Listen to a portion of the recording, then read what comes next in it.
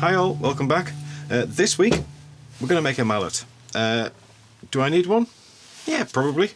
Have I ever made one before? Certainly not. So today's the day. I'm going to use some yew wood, which I've used before. The main reason for that is because yew wood has a very high tensile strength. It used to be used in the creation of longbows and other archery equipment, so it could be ideal for a mallet.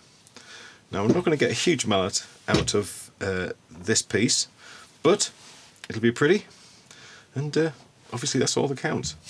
Right, so I'm going to mark the centres where I deem the centre to be on both ends. I'm going to knock in the drive centre, and then we'll get it onto the lathe,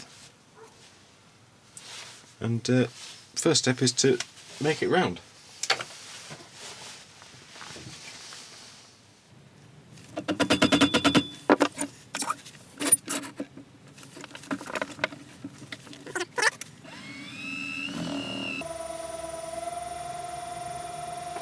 Okay, looks like I can get it to about 570 RPM, which is going to be fine for the start.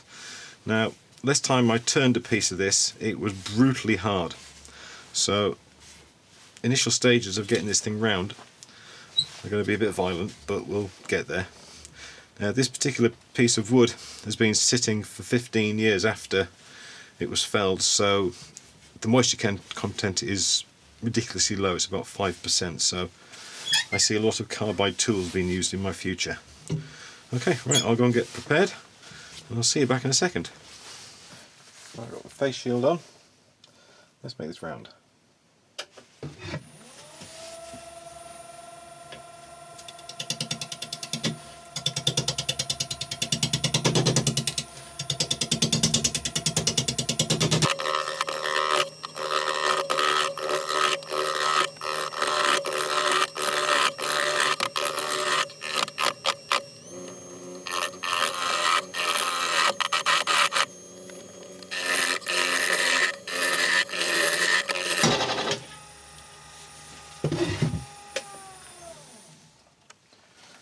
Stop spinning like that when the live centre at the end stop. There's contact, so I'm trying to screw this in a bit more. When I've hammered it in, it's obviously not gone in quite far enough. That's how hard this wood is. Right, let's see if that works a bit better. One way to go.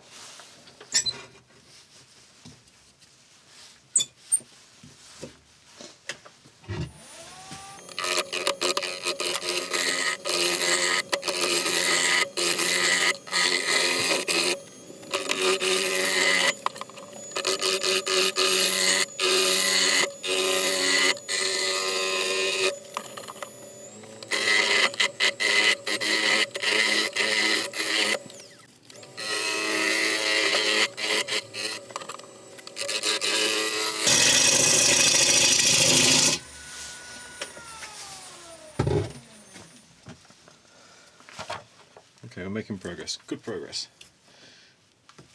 In a second we'll start to decide which is going to be the handle end and which is going to be the hitting end. At the moment we've got a couple of cracks.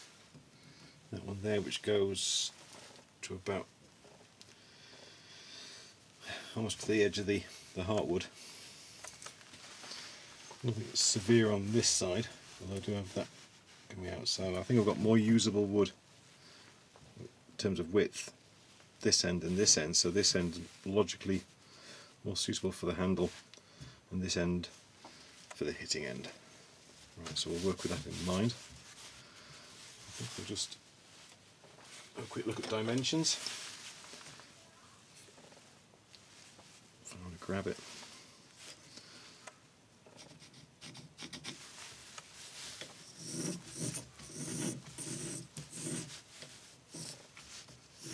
Okay, so we'll turn that end into the hitty end, this end into the handle.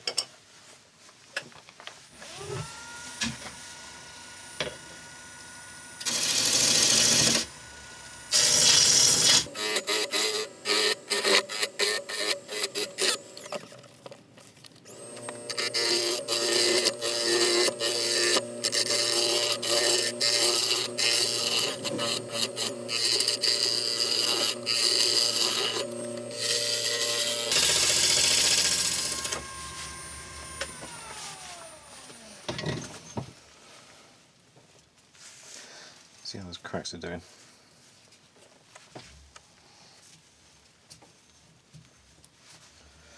Doing too badly. That's way too thick yet, so let's carry on.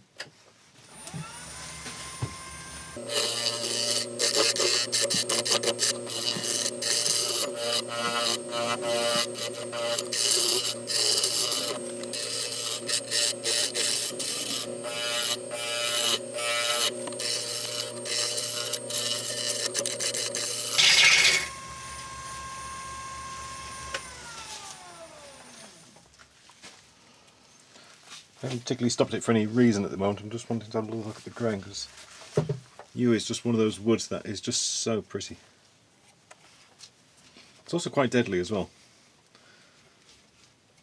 If somebody offers you a chalice filled to the top but it's made out of yew, don't drink out of it, because it's unfortunately quite poisonous.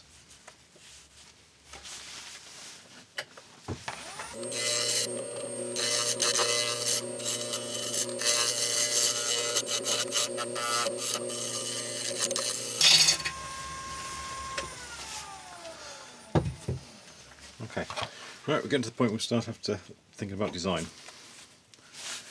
Obviously needs to be a little bit broad at the base, stop it flying out your hand, kind of rounded for the grip. I want to take this in a bit tighter into this edge. Okay.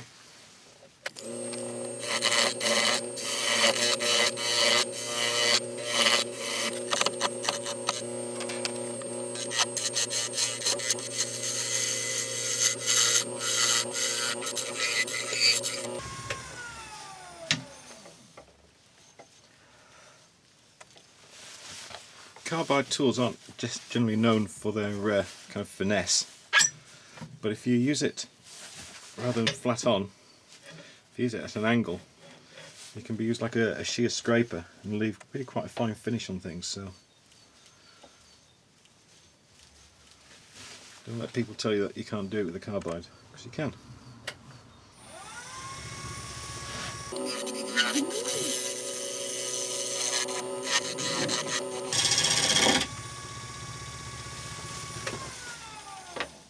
Right, I think that's nice. Right, before I start finishing shaping of the handle, I'm going to finish off, get the right proportions on the hitty end. Some of this here. Now mallets aren't traditionally flat like that. They're going to be slightly wider at the top and tapered down. So we'll get rid of this lot on the top until that's perfectly round, and then taper in and see where that gets us at.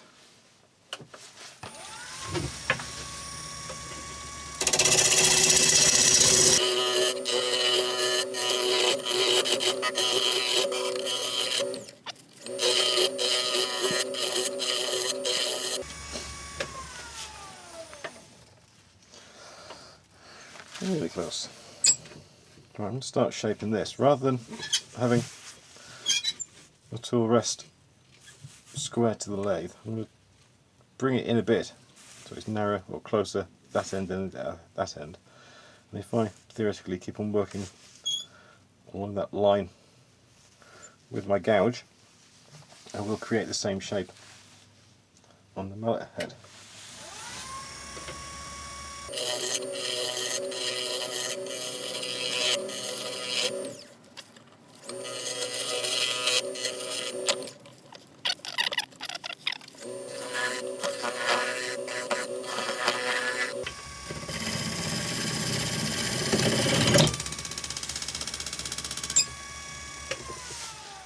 That's why I hate skews. Alright, we'll practice again another day. Back out with this.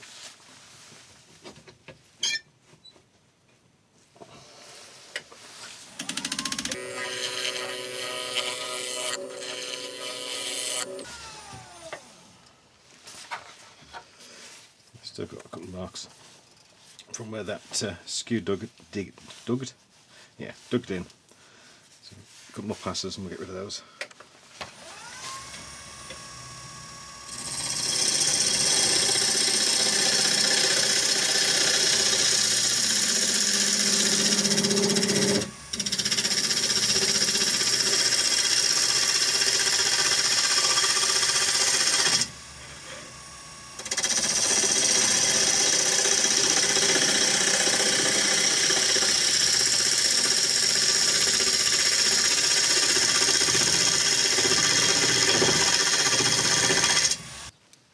we're ready for sanding.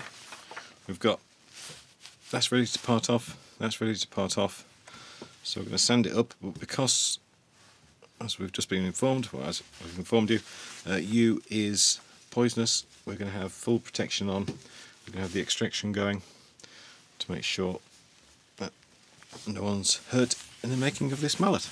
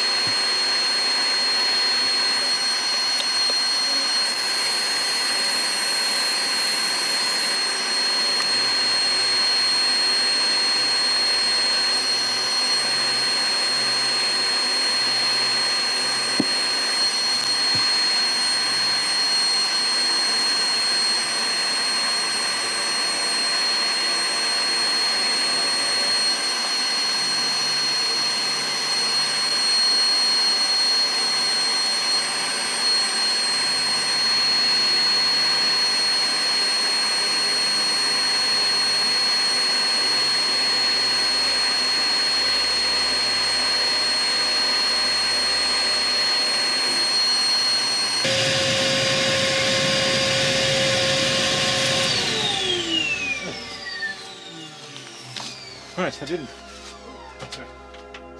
didn't talk through those last couple of bits because I was leaving the extraction on for a bit longer, just to take any of the spare dust out of the air before I took the mask off. Right, so I've cleaned it off with isopropyl alcohol, as you saw, and then applied a sealer over the top. So we're not wanting any kind of fancy finish on this, so I'm just going to oil it with some linseed oil.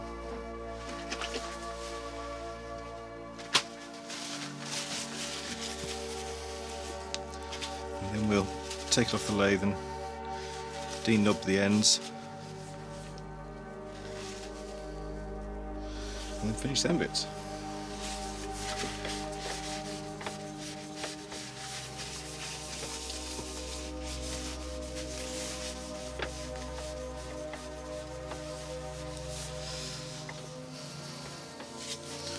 It's not the largest mallet in the world, but I think you'll agree it's one of the prettiest.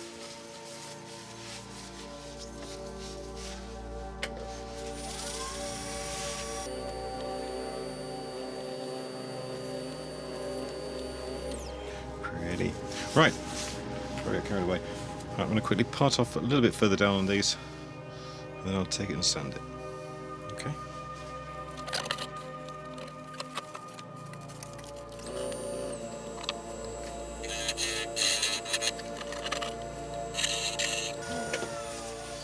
I won't be too lazy, I'll do the rest by hand.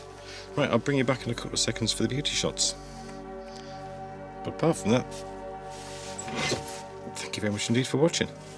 I do appreciate any support you give, so if you could like, subscribe, share, whatever you feel is justified. But apart from that, thank you very much indeed, and I'll see you next time. Thank you.